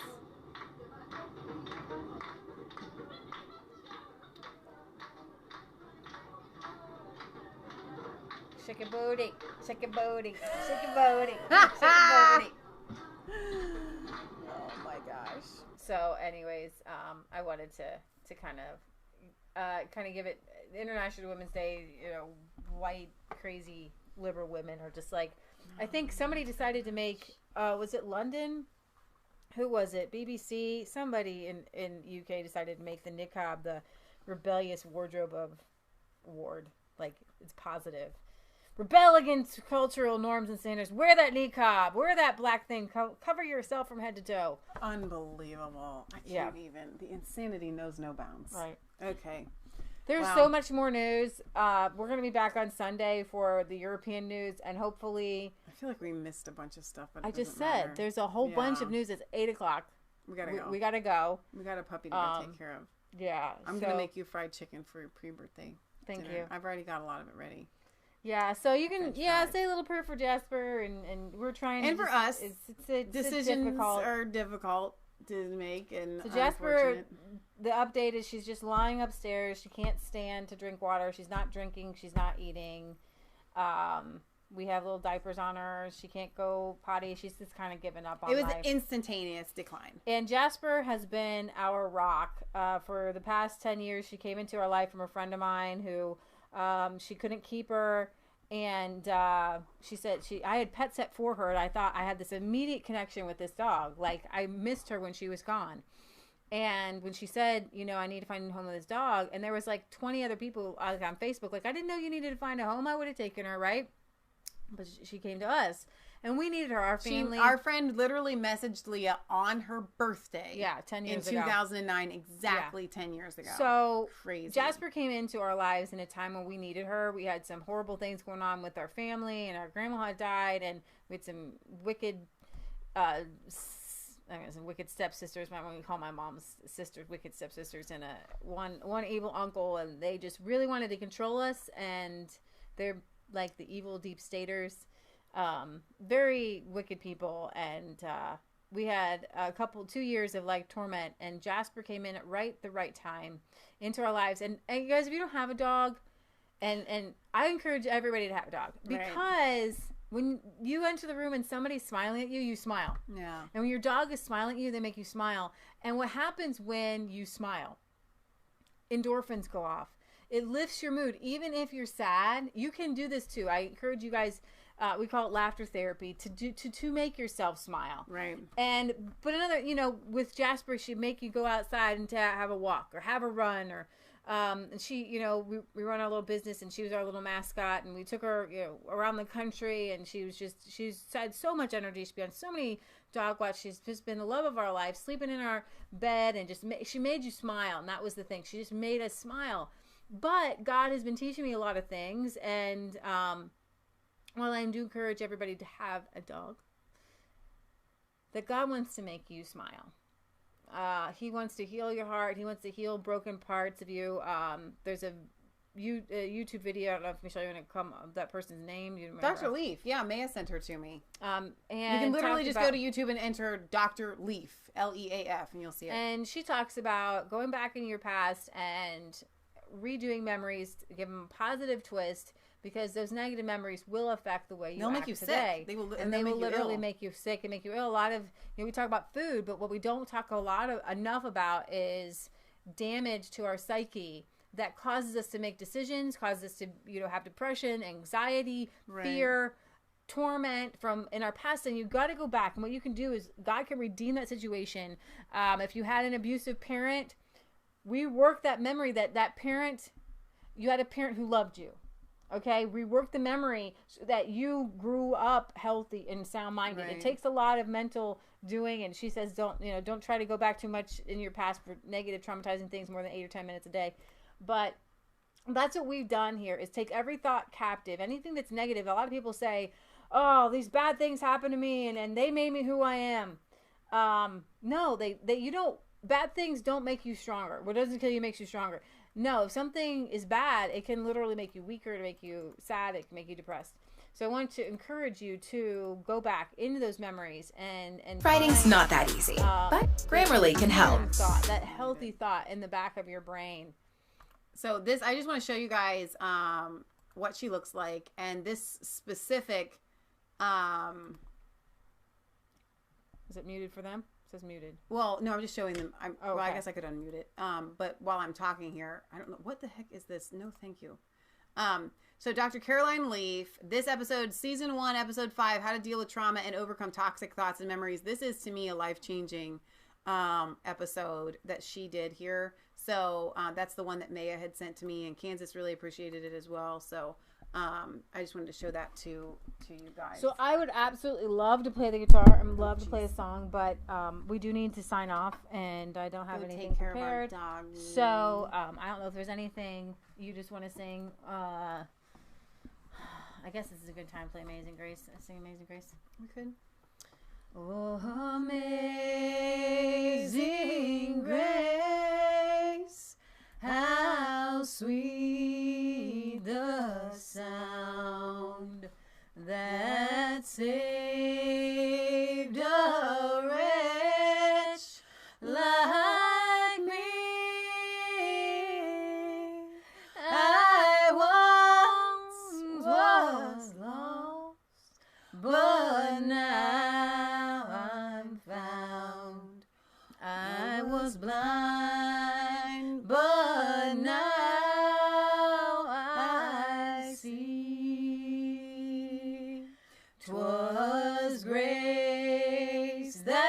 that taught my heart to fear, and grace my fears relieved. How precious did that grace appear, the hour I first believed. Through many dangers, toils, and snares, I have already come.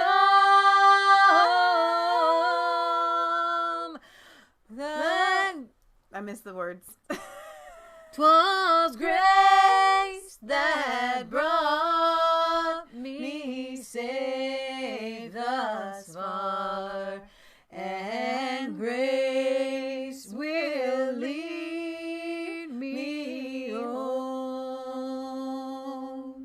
When we've been there 10,000 years, bright shining as the sun,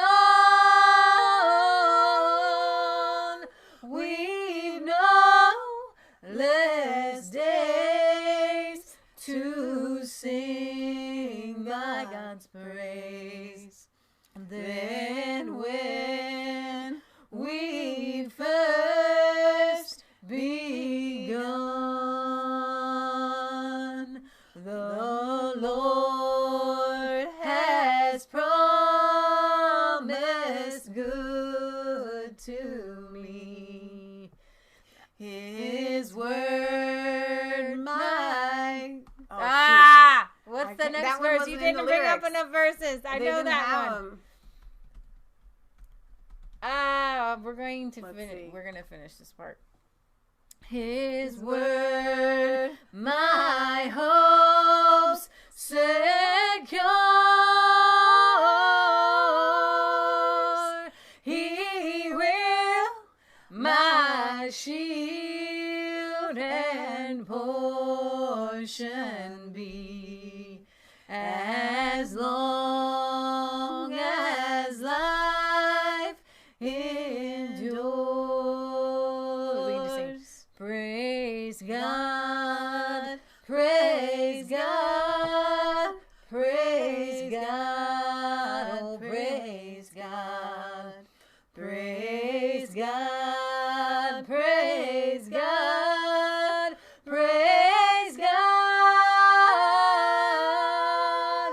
praise God, praise God, praise God, oh praise God, praise God, praise God, praise God.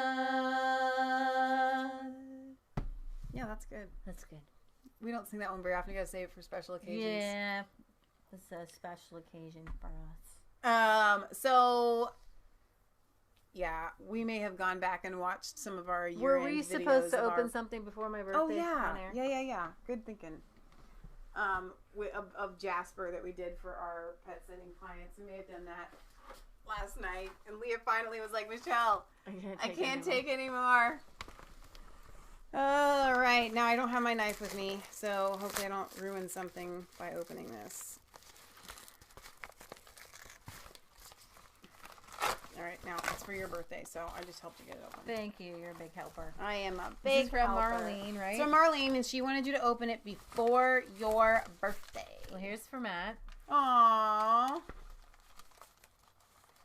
Here's for Michelle. What? Please read on air. Okay. Please read now. Okay. Let's do it now. Patriot Gallery. You could never be thanked enough. Okay, this card's absolutely adorable, by the way. Look at that. Isn't that so cute? Wow, Marlene. For always doing such nice stuff. Thank you. Dear Michelle Ann and Leah Faith, you're such great sisters together. Dear Resistance Chicks, above and beyond ukulele song. First, thank you again for your great reaction video you did of Grace Vanderwall about 2 years ago, I think. It's had 23,000 views now, as of March 1st, 2019. I think it was the best reaction video ever. Michelle Ann, such an amazing singer. Thanks so much for quickly learning how to play your new gift, the ukulele. Wow. Thanks so much for singing Grace's song for my brother's 2018 birthday. I loved it. I loved it again. Earlier, I did send a text thank yous. Dear Leah Faith, thanks so much for singing with Michelle for The Beautiful Thing, the original by Grace Vanderwall. I was very amazed by each version. Thanks for finding unique ways to honor our loving Lord Jesus Christ. I love your singing voice. I loved it. Love, Marlene. With love in Christ, Marlene, Ruth Allen, Eric's sister. Congratulations again on your 2-year anniversary of your Resistance Chicks channel, known also as Mass Faith 3. I love you and your show. I'm going to let you in. I'm going to let you in on a little bit of a secret. There's no secret. You guys, I really wanted to do, and I'm telling you this because I'm not going to do it right now. Maybe next year. I wanted to do that Grace Vanderwall song again. And then I wanted to put together a compilation video of us together with our... I won't be able to handle that right but now. it didn't happen because Jasper's been sick all week. Yeah. And so I figured that it's the thought that I'm counts. already at like emotional level 10. I know. But I wanted Marlene and Eric to know that like that song really does mean a lot to me, and playing it on the ukulele really means a lot to me. Yeah, I have to be in a really strong emotional place to play that song because it means a lot. So there you go. Information on your birthday gift. 1 of 1. Blue box is Leah's. Please open after you start to open your gift. White box, Michelle. Okay. Wait a minute. What white box? This is That's with the white box. It says please open after you start to open your gift. So I'm gonna open the gift. Should I open mine? Yeah. Okay, because they're probably the same thing. Probably. Okay. I love that Marlene always gives such great. It's so fun. She it's always a game. Okay, so now go ahead and open it.